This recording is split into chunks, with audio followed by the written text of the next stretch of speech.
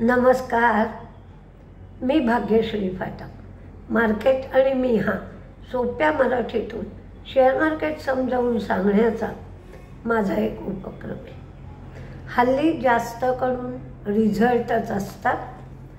फक्त रिझल्टबद्दल तुम्हाला शंका आली ना, तर दुसरीकडच्या रिझल्टबरोबर त्याची तुलना करत असताना कुणी क्वार्टर ऑन क्वार्टर रिझल्ट देत असतो, कोणी इयर ऑन इयर रिझल्ट देत असतो, कोणी इयर ऑन इयर देताना सुद्धा गेल्या वर्षीचा चौथा क्वार्टर या वर्षीचा चौथा क्वार्टर अशी तुलना करत असतो. कोणी सिक्वेन्शनल म्हणजे क्वार्टर 3चं क्वार्टर 4शी कंपॅरिझन करून देत असतो. कुठे कन्सॉलिडेटेड रिझल्ट देत असतात. त्यामुळे ते सगळं पाहून तुम्ही तुलना करत जा, तुमचा जर गोंधळ झाला तर. म्हणजे मी माझ्या ब्लॉगमध्ये किंवा सांगण्यामध्ये काही सुधारणा करते आहे की म्हणजे विसरलं तरी मी सुधारणा करण्याचा प्रयत्न करते की हा क्वार्टर ऑन क्वार्टर रिझल्ट आहे, हा वाय रिझल्ट आहे. पण तुम्ही सुद्धा हे पाहत चला, म्हणजे आजींनी चुकीचा रिझल्ट दिला आहे का असा गोंधळ होणार नाही. आणि गोंधळ झाला तर कंपनीच्या साईटवर जाऊन पहा. म्हणजे आता 129.65 किंवा 129.75 असं असलं तर कोणी 129 कोटी सांगतो, कोणी 130 कोटी सांगतो, असा फरक पडू शकतो. त्यामुळे तसा रिझल्ट तुम्ही पाहत जा. आज रिलायन्सनी मार्केट सावरलं. त्याच्याबरोबर 26 राफेल विमानांसाठी भारताच्या संरक्षण मंत्रालयाने फ्रान्सला ऑर्डर दिली त्या विमानांची. आणि या 26 राफेलपैकी 22 सिंगल सीटर आणि 4 डबल सीटर आहेत. पण ही जी ऑर्डर दिली गेली त्यामुळे डिफेन्स सेक्टरमधले बहुतेकसे शेअर आज तेजीत होते. त्याच्याचबरोबर RBL बँक, DCB आणि प्रेस्टिज इस्टेट हे पण शेअर तेजीत असलेले दिसले.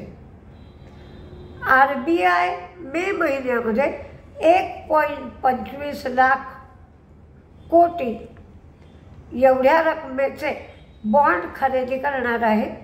4 चरणामध्ये हे बॉन्ड खरेदी केले जातील. 19 मेला 25,000 कोटींची बॉन्ड खरेदी करण्यात येईल.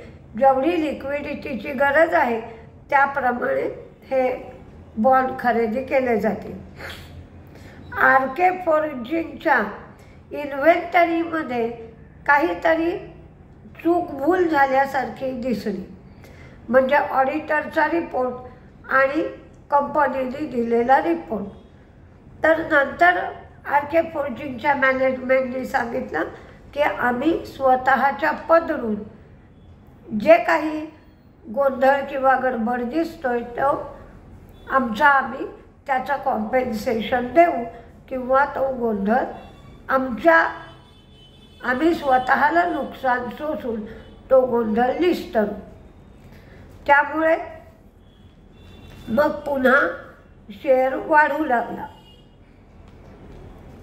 डिपार्टमेंट ऑफ फायनान्शियल सर्व्हिसेस यांनी बँक ॲश्युरन्स म्हणजे बँका इन्शुरन्सचा काही व्यवसाय करत असत त्याच्याविरुद्ध आधी ॲक्शन घेणार होते. तर आम्ही आता ॲक्शन घेणार नाही असा नो ॲक्शन हा भरोसा दिला गेला. त्यामुळे सगळे इन्शुरन्सचे जे शेअर होते ते अचानक आज वाढलेले दिसले. त्याचबरोबर ॲथरचा IPO सुरू झाला. ॲथर ही जी कंपनी आहे ती स्कूटर बनवणारी, इलेक्ट्रिक टू व्हीलर स्कूटर बनवणारी ओलासारखीच कंपनी आहे. सॉफ्टवेअर चार्जिंग इन्फ्रा आणि ॲक्सेसरीजचा तिचा बिझनेस आहे.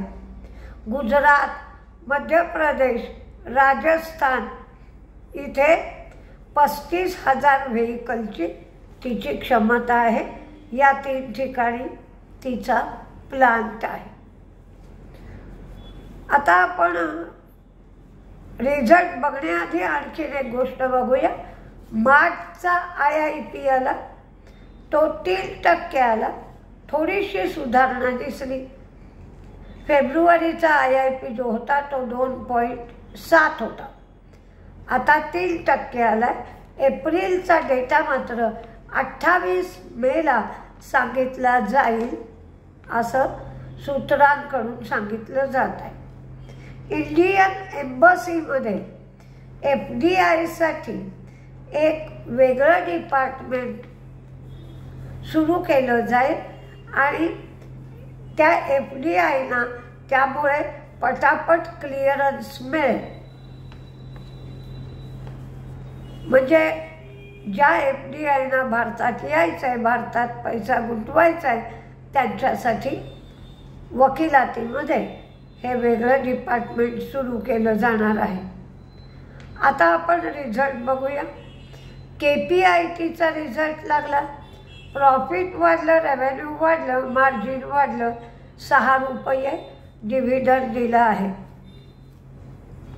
श्री दिग्विजय सिमेंट यांचं प्रॉफिट कमी झालं आहे, 32 कोटीवरनं 18 कोटी. त्यांचं इन्कम म्हणजेच रेव्हेन्यू 224 कोटीवरनं 216 कोटी, म्हणजे प्रॉफिट कमी झालं आहे, रेव्हेन्यूही कमी झालं आहे आणि मार्जिनही कमी झालं आहे. सांघी इंडस्ट्रीज यांचा तोटा वाढला आणि त्यांचं उत्पन्न वाढलं. IRFC प्रॉफिट कमी झालं, रेव्हेन्यू वाढलं, ते 60,000 कोटी उभे करायला त्यांना परवानगी मिळाली आहे. IDBI बँकेचा रिझल्ट चांगला आला आहे. प्रॉफिट वाढले, ग्रॉस NPA नेट NPA दोन्हीही कमी झाले, पण नेट इंटरेस्ट इन्कम मात्र त्यांचं कमी झालेलं आहे. 3,687 वरनं 3,290. आदित्य बिर्ला, सनलाईफ, AMC यांचं प्रॉफिट वाढलं, त्यांचं रेव्हेन्यू पण वाढलं आणि त्यांनी 24 रुपये एवढा डिव्हिडंड पण दिला. कोपरानची जे महाराष्ट्रात प्लांट आहे, API युनिट आहे, त्या API युनिटची 21 ते 25 या कालावधीमध्ये तपासणी झाली होती. त्याच्यामध्ये एकही त्रुटी दाखवण्यात आली नाही.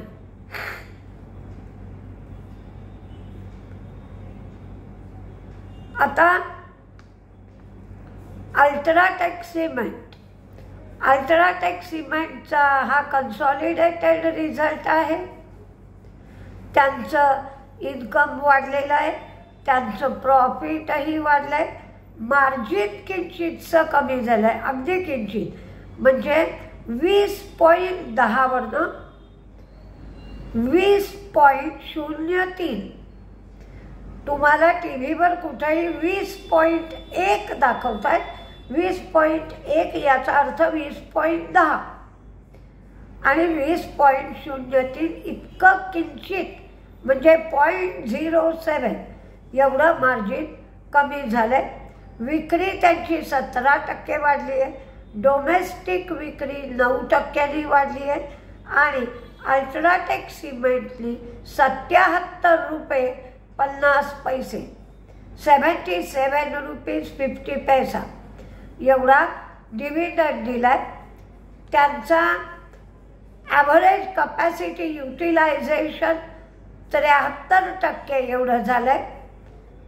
दीर्घ मुदतीच्या दृष्टीने सकारात्मक धोरण त्यांनी स्वीकारलं आहे आणि त्यांच्या उद्योगामध्ये बऱ्याच संधी उपलब्ध आहेत.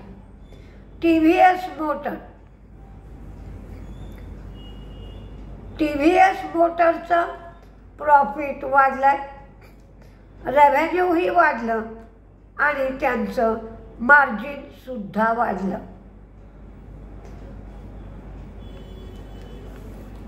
त्याच्यानंतर जे रिझल्ट लागले ते गो डिजिटचा लागला, प्रॉफिट वाढलं, रेव्हेन्यू वाढलं. CSB कॅथॉलिक सिरियन बँक यांचं प्रॉफिट वाढलं, इन्कम कमी झालं, म्हणजे नेट इंटरेस्ट इन्कम कमी झालं, पण ग्रॉस NPA नेट NPA दोन्हीही कमी झाले. PNB हाऊसिंगचं प्रॉफिट वाढलं आहे, रेव्हेन्यू वाढला आहे. PNB हाऊसिंगनी 5 रुपये डिव्हिडंड दिला आहे. निपॉन लाईफचं प्रॉफिट कमी झालं आहे, रेव्हेन्यू वाढला आहे. निपॉन लाईफनी 10 रुपये डिव्हिडंड दिला आहे. त्याची रेकॉर्ड डेट 4 जुलै एवढी आहे.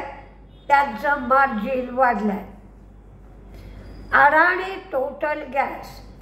अडाणी टोटलचं कन्सॉलिडेटेड प्रॉफिट वाढलं आहे आणि त्यांचं उत्पन्नसुद्धा वाढलं आहे. फर्स्ट सोर्सचं प्रॉफिट फ्लॅट राहिलं आहे, मार्जिन वाढलं आहे आणि त्यांचं उत्पन्नसुद्धा फर्स्ट सोर्सचं वाढलं आहे. तर आपण जेवढे रिझल्ट मी व्हिडिओ देईपर्यंत मिळाले किंवा बघता आले किंवा ज्या न्यूज आल्या होत्या त्या तुम्हाला सांगण्याचा किंवा ह्या व्हिडिओमध्ये कव्हर करण्याचा प्रयत्न केला. बाकीच्या ज्या काही न्यूज राहतील त्या न्यूज आपण उद्या सकाळच्या व्हिडिओत किंवा जे रिझल्ट राहतील, व्हिडिओ झाल्यावर जे रिझल्ट येतील ते मी उद्या सकाळच्या व्हिडिओमध्ये कव्हर करते आहे. पण बँकांचे रिझल्ट एकंदरीतच चांगले येताना दिसत आहेत. सेंट्रल बँकेचाही रिझल्ट चांगला आला, त्याचप्रमाणे युको बँकेचाही रिझल्ट चांगला आला आहे. तर युको बँकेचा फायदा वाढला आहे. NPA ग्रॉस नेट दोन्ही कमी झालेत. युको बँकेचे नेट इंटरेस्ट इन्कमही वाढलं आहे आणि त्यांना 2,700 कोटी रुपये गोळा करायला परवानगी दिली आहे. सेंट्रल बँकेचं फक्त नेट इंटरेस्ट इन्कम कमी झालं आहे पण फायदा वाढला आहे, NPA कमी झाले. आणि PNB हाऊसिंगचं प्रॉफिट वाढलं आहे, नेट इंटरेस्ट इन्कम वाढलं आहे, मार्जिन वाढलं आहे. PNB हाऊसिंगनी 5 रुपये डिव्हिडंडसुद्धा दिला. तर आता बाकीच्या गोष्टी मी तुम्हाला सकाळच्या व्हिडिओमध्ये सांगू शकते. बरेच रिझल्ट येत असतात अख्खा दिवसभर, तर सकाळच्या व्हिडिओत बरेचसे उरलेले कव्हर करता येतील. तर मार्केटला थोडीशी भीती आहे, काय होत आहे कोणास ठाऊक, जिओपॉलिटिकल रिस्क आहे. त्यामुळे 2:30 वाजल्यापासून काही प्रमाणात मार्केट पडायला सुरुवात होते.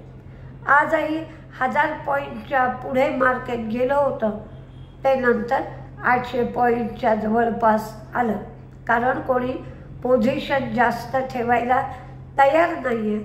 इंट्राडे प्रॉफिट लोक बुक करत आहेत कारण फारच वोलटाईल सिच्युएशन आहे. तर इंट्राडेमध्ये प्रॉफिट मिळत आहे तर बुक करा, अशी स्थिती सध्या चालू आहे. तर बघूया उद्या काय काय होत आहे ते. नमस्ते.